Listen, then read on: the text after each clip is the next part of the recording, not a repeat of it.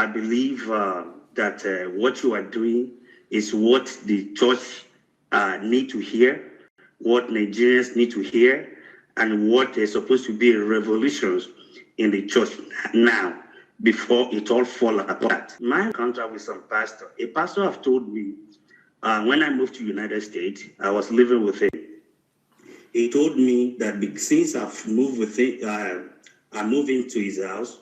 Since then, the money had been running away from him. Then he said that once. I didn't get it.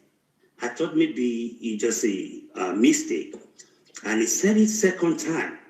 He said since I moved into his house, then he has money in his account that he has nothing to do with.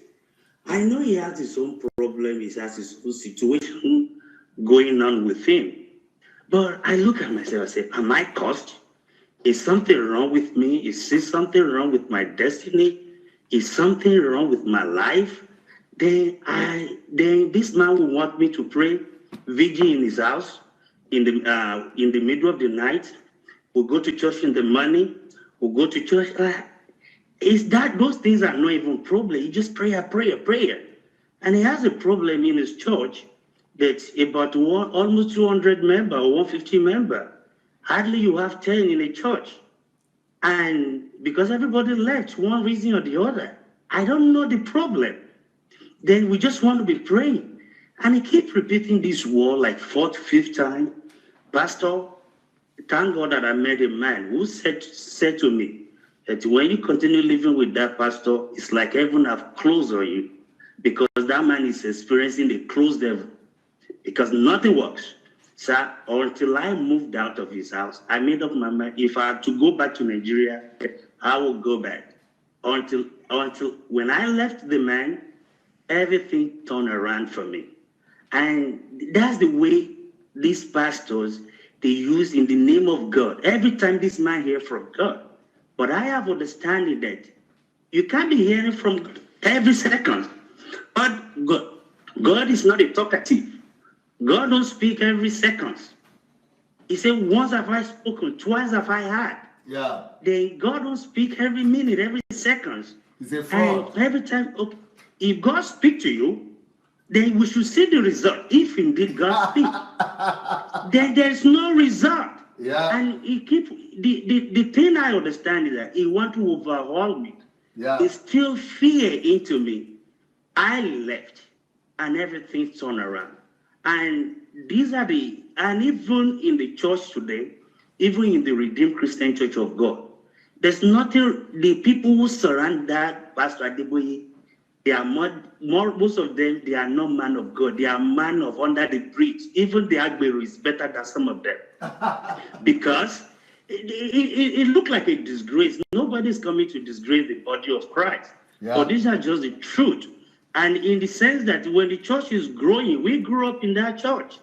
When the church is growing, they keep ordaining people minister without vetting most of these people, without proper teaching, without even understanding what the calling is all about. And they keep reproducing them. And most of these people are out there, they fashion the doctrine to themselves. If you see some redeemed, they just have the banner of the Redeemed Christian Church of God.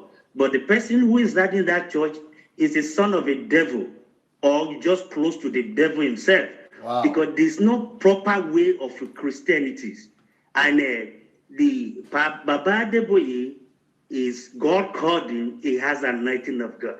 But people around him, I think most of those things need to be, most of those, the teaching, the doctrine need to be revised. And people should supposed to say the truth and reorganize so that the people we're not going to, everybody, we are not going to be on our way to the hellfire, because there's no Christianity anymore. And it's so sad to see. And from what you've been teaching so far, if actually the church is growing in Nigeria the way it's growing, why the country is not changing? Yeah. Why the evil thinking persists? In the way the church is, and the Boko Haram, the evil, the Badu boys, all kind of Yahoo boys, the people are not, And there are some Christians there. The church is moving, and the people are even suffering.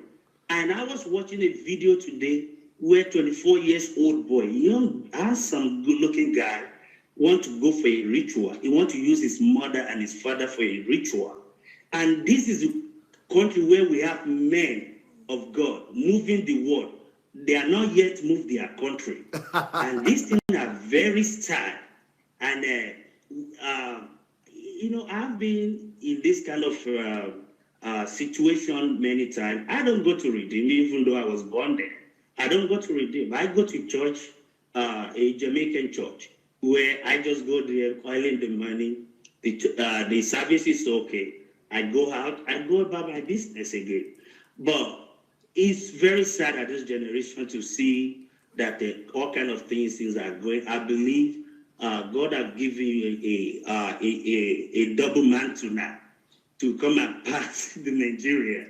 It's like a Red Sea now, because I just believe something has to happen in that country, because it's so sad. And this pastor want to demoralize me. He want to make me to be running after him, like maybe cage me. I left, and that's one of the best things that ever happened to me in my life. And I got married, and he came there. He come and shook my hand with one finger. One finger. He put phone on his hair, like he just want to show his face, because some of the people I knew them. But I can be telling you on and on about this story. But there's no need to say, but we need to expose them. We need to expose them. That. Thank you so much. Thank you so much. Thank you, sir. Yeah.